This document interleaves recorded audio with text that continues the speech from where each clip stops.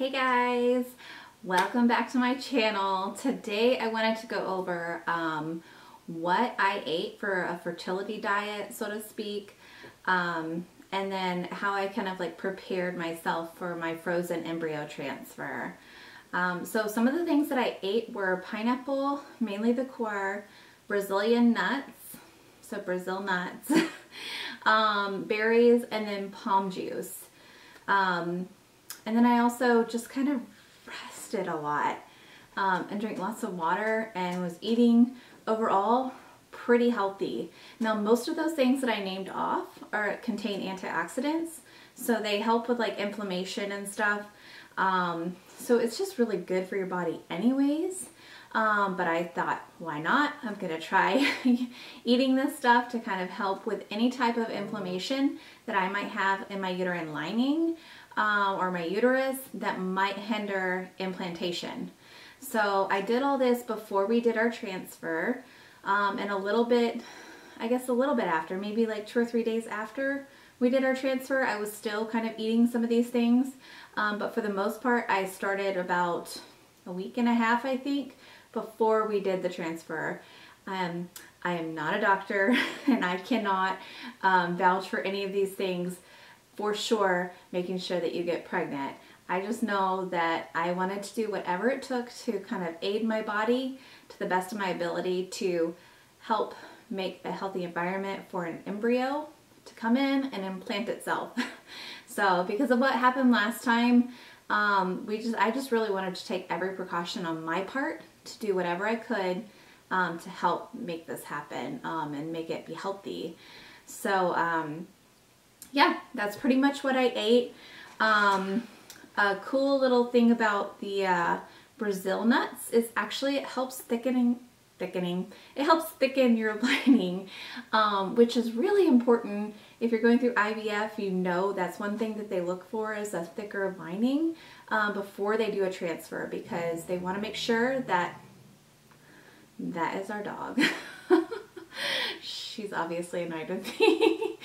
But they want to make sure that that lining is super thick to make sure that an embryo can come in and implant itself, because obviously if your lining's not thick, embryo can't implant very well in that type of environment. So that's kind of some of the things. I'm sure there's a lot more food out there that contain antioxidants that you could also eat. I just knew that these things were rich in antioxidants. I also, for the pineapple, I actually just kind of ate the core. I did eat some of the outside pineapple, but I get reflux really easy, so I didn't want to like consume a ton of pineapple just because it would give me terrible reflux. And at the time, I didn't really have a medicine that was really good at combating my reflux, so I wanted to kind of hinder that as much as possible. So I just mainly ate the core, which is also a little bit denser in the antioxidants. So just a little tidbit there. But yeah, I just mainly wanted to make, you know, my uterus receptive for an embryo. Lo and behold, after all this time of eating all these healthy foods and also diet and exercise, so I wasn't just eating those foods, but I was also dieting. So I say dieting, but it was just eating healthier. So green salads, smoothies, anything like that. I was just kind of trying to incorporate into my diet and not eat a lot of carbs. I was also exercising probably 3 months prior to our transfer. We also did a frozen transfer this time. Last time we did a fresh cycle, and we implanted 2 as well. 1 took, and as some of you know, we lost our baby boy at 15 weeks, so super, super sad. But we were going to give it one more round and one more chance for all this to happen again, and so we did. We put 2 more in again, same as last time, but this time it was a frozen transfer, and we, yeah, both took.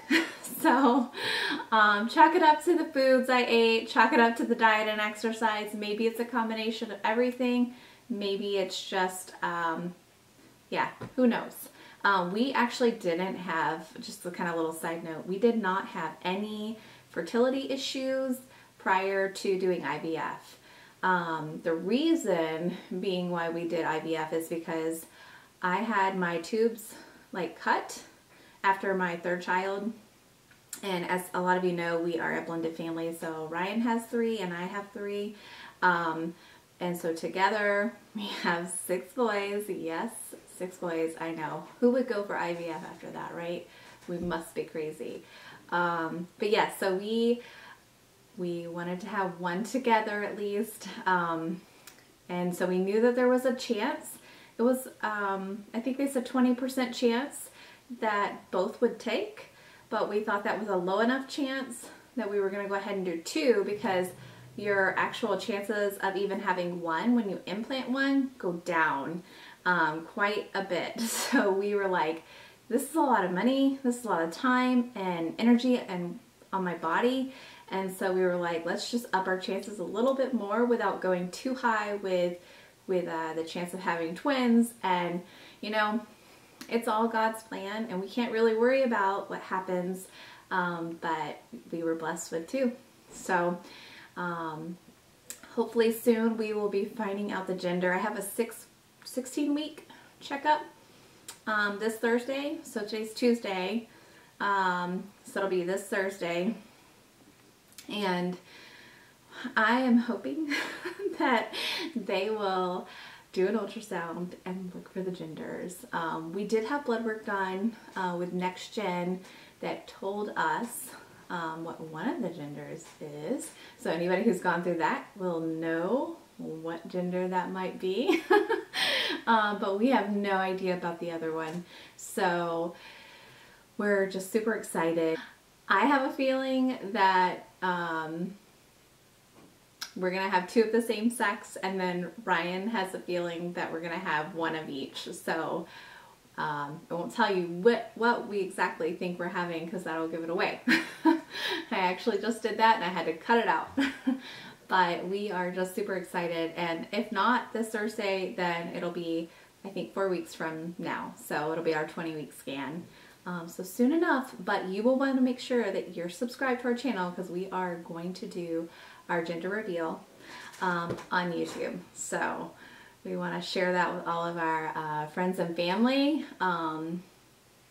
We are planning on telling our immediate family off of YouTube, obviously, because I really think that, yeah, for our kids and then our parents and siblings, I feel like we should tell them a different way. But we will definitely be letting all of you guys know what we're having on YouTube. So make sure you're subscribed so that you get notified right away when we find out what we're having.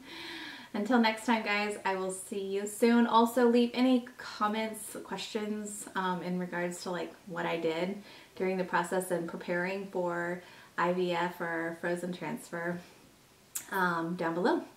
Until next time, bye.